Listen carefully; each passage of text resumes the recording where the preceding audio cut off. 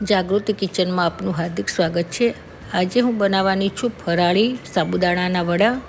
તો તેના માટે મેં સાબુદાણા 1 વાટકી લીધેલા છે। તો જે બજારમાં નાના મોટા મળે એમાંથી તમારે જે લેવા હોય તે લઈ શકો છો।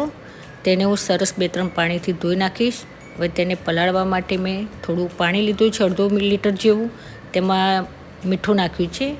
હવે જે સાબુદાણા ધોયેલા છે તેને આપણે નાખી દઈશું અને તેને આપણે 2-3 કલાક માટે પલાળવા માટે મૂકી દઈશું કે સરસ પોચા થઈ જાય। હવે તેમાં યુઝ કરવા માટે બટાકા લીધા છે મેં 4-5 બટાકાને પણ આપણે બાફવા મૂકી દઈશું।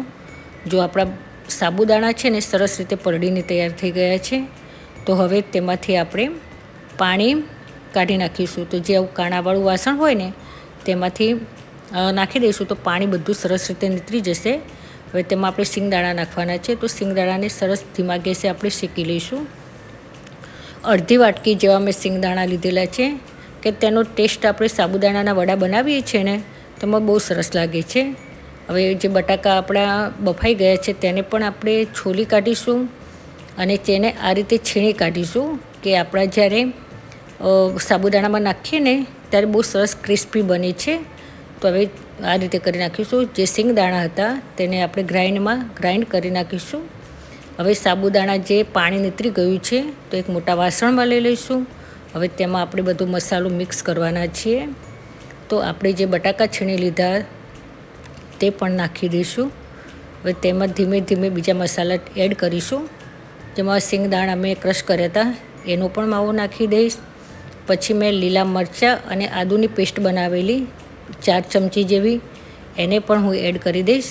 તેમાં હવે હું ફરાળી મીઠું નાખીશ। આપણે ફરાળ માટે કરવાનું છે તો સ્વાદ પ્રમાણે મીઠું। 1 ચમચી જેવી મેં ખાંડ નાખેલી છે અને ખાંડ પણ તમારા ઘરમાં જો મીઠું ખાતા હોય તો ખાંડ નાખવી, નહીં તો તમે સ્કીપ કરી શકો છો। અને તેમાં હું લીંબુ પણ એક મોટું લીંબુ નીચોવી દઈશ કે એની ખટાશ પણ સારી લાગે છે, ટેસ્ટ સારો લાગે છે। ધીમે ધીમે આ બધા મસાલાને આપણે આ રીતે મિક્સ કરી નાખીશું કે અંદર બધો મસાલો સાબુદાણામાં આવી જાય।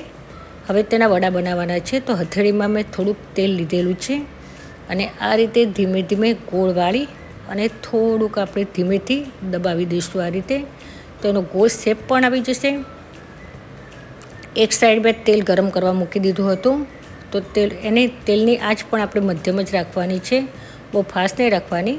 અને વડા નાખીને એક ધીમે ધીમે ઉપર નીચે કરી જવાનું। આપણા વડા બનીને તૈયાર છે, સરસ ક્રિસ્પી અને ટેસ્ટી।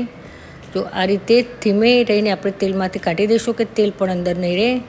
જો મિત્રો કેવા સરસ કડક ઉપરથી એકદમ ક્રિસ્પી બનેલા છે અને અંદરથી પણ તમે જો પોચા અને સરસ ટેસ્ટમાં પણ સારા લાગે એવા। તેને તમે ધાણાની ચટણી સાથે પણ ખાઈ શકો છો, ટામેટાનો સોસ હોય તો એની સાથે પણ ખાઈ શકો છો। તો મિત્રો મારી ચેનલને સબસ્ક્રાઈબ જરૂરથી કરજો।